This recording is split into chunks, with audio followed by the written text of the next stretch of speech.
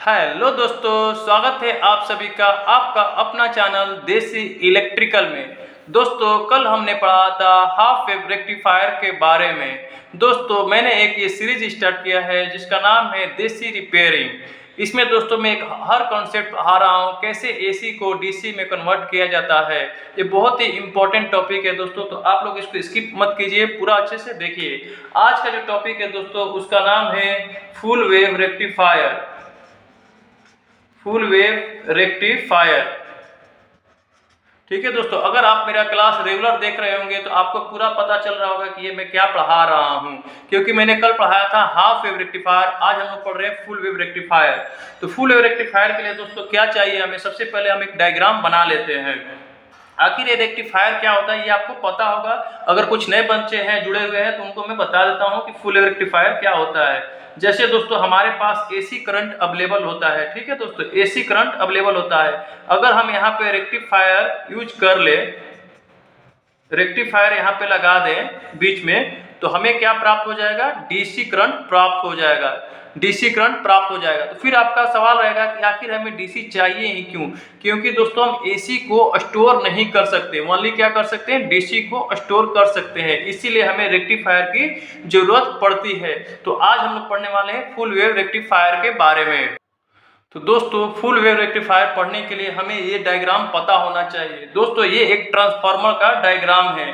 यहाँ पे हमें ट्रांसफार्मर से क्या मिलता है दोस्तों, एसी इनपुट मिलता है। ठीक है दोस्तों, जैसा कि आपने पढ़ा है हाफ वेव रेक्टिफायर में हम एक डायोड का यूज करते हैं, ये वाला डायोड का यूज करते हैं। लेकिन फुल वेव में दोस्तों हम दो डायोड का यूज करते हैं और दोनों का डायरेक्शन आप देखिएगा तो उल्टा रहता है। एक यहाँ से सीधा है और एक यहाँ से, देख रहे हैं ना आप, उल्टा है। एक देखिए यहाँ पे है पॉजिटिव, यहाँ पे नेगेटिव, यहाँ पे इसका नेगेटिव, यहाँ पे पॉजिटिव, यहाँ पे है, देख रहे हैं ना दोस्तों, उल्टा होता है। यही कॉन्सेप्ट है दोस्तों। कॉन्सेप्ट आप समझ जाएंगे आप डायग्राम से तो आप कुछ भी बता सकते हैं, कुछ भी चीज बना सकते हैं अपने जीवन में। ठीक है दोस्तों, तो हमें क्या चाहिए, अब इसका आउटपुट जो आता है दोस्तों, आउटपुट हमें मिलता है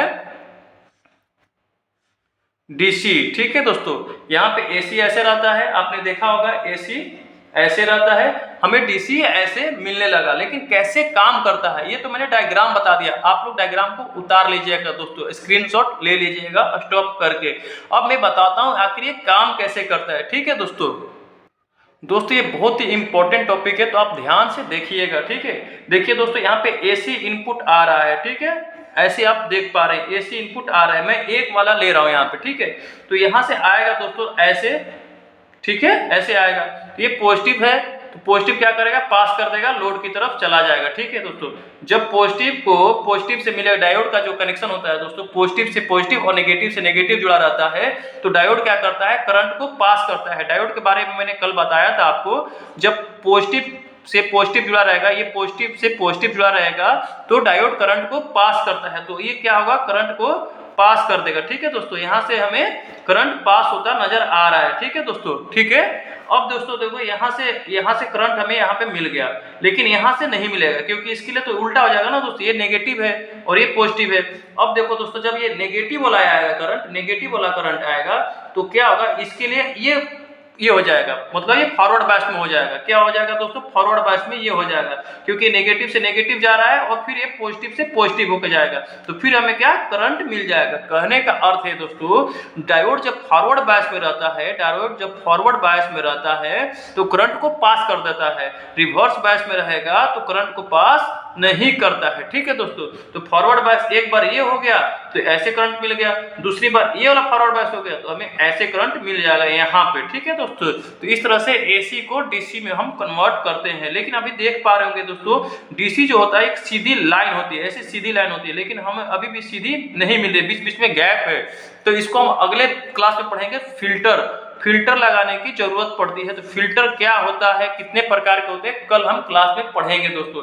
अभी के लिए आपको अगर समझ में नहीं आया तो आप कमेंट कीजिएगा दोस्तों।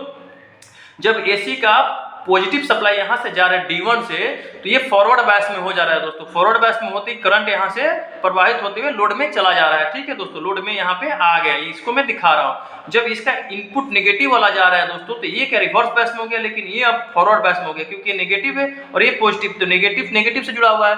तो फिर ये दोस्तों करंट को पास कर जा रहा है और ये यहाँ पे हमें प्राप्त हो जा रहा है। ठीक है दोस्तों, इस तरह से हम फुल वेव रेक्टिफायर बनाते हैं दोस्तों। ठीक है, मतलब AC से हम DC प्राप्त करते हैं। अगर इसमें कुछ भी डाउट रह गया तो आप हमें कमेंट कीजिएगा। Thank you.